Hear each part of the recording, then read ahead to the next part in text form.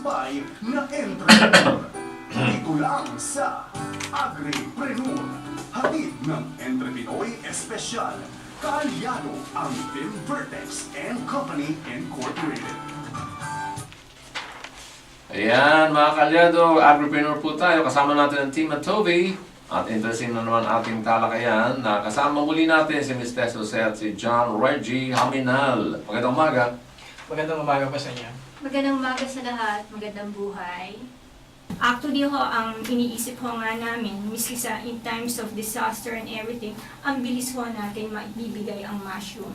So, sa ano yan? Sa anong part? Bale, kakainin siya, no? Yes. Pwede for nutrition. Yes. Lalo kung medyo may kalamidad, so Yes, mabilis that's it. makaka-nourish ang mga kababayan natin. Yun ho. Ayun, so sa ano pa lang yun? Pang emergency pa lang. Pero pang long term naman, Ang dami mong negosyo nyo yun, mag-ilalagay. oo. Katulad dito ho si Chan, meron na ho siyang mga ibang produkto na Oo gagawa. O dyan, ano ba itong may mga bote tayo na sa harap natin at may mga Ayan. kintab na rubber? Sa pag-mushroom, malaking may tutulong kasi kapag may mga value added din tayo, especially kapag meron tayong mga fresh, marami tayong ani. Ang mushrooms kasi, ang Diyos talagang sobrang bait niyan, magbibigay ng marami. So kung hindi pa handa ang market mo, mas magandang may value added ka. At isang naisip ko, magkaroon ako ng pickled oyster mushrooms. So nagkaroon ako ng bihis para dyan. So pwede mo siyang maging shelf life mo is 6 months to 1 year. Yan ba, kailangan naka-ref? Ano ba, hindi pa bukas. O, pwede lang nakapatong lang dyan sa Oo, lamesa. pwede. At saka pwede nyo rin ilagay sa ref. Sa ref din. Tapos meron ding mga crisps, oyster Oo. mushroom crisp. So maraming pwedeng maging value added na sa pagma-mushroom. So ang ating mga kaalyado, pwede kayong maraming maisip na maging value added sa mushrooms nyo bilang negosyo. Ito actually pwede nyo pong tikman to mamaya. Itong aking chicharums. Ayan po ang aking trademark.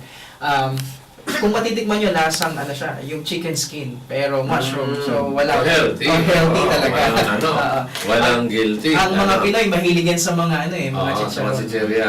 Okay. So, pero ito maganda kasi sabi mo healthy to. So, Actually ho, ang pagmamashroom, kung titingin lang ho kayo sa paligid ho ninyo, like for example, yung mga damo na tinabas dyan, we are already experimenting on a lot of agricultural ways or mga pwede na ho siyang gawin din ho mushroom.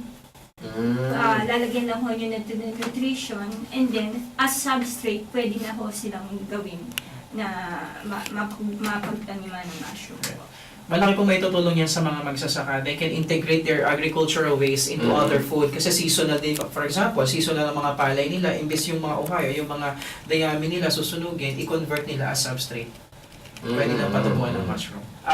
Sa seminar din po, may mabibigyan namin kayo ng mga tips kung paano nyo ma-market ang inyong mga finished products or produced products ng mushrooms. Kasi yan ang kalimitang tanong Okay, sige, gagawin namin ang pag-mushroom growing pero meron ba kaming market?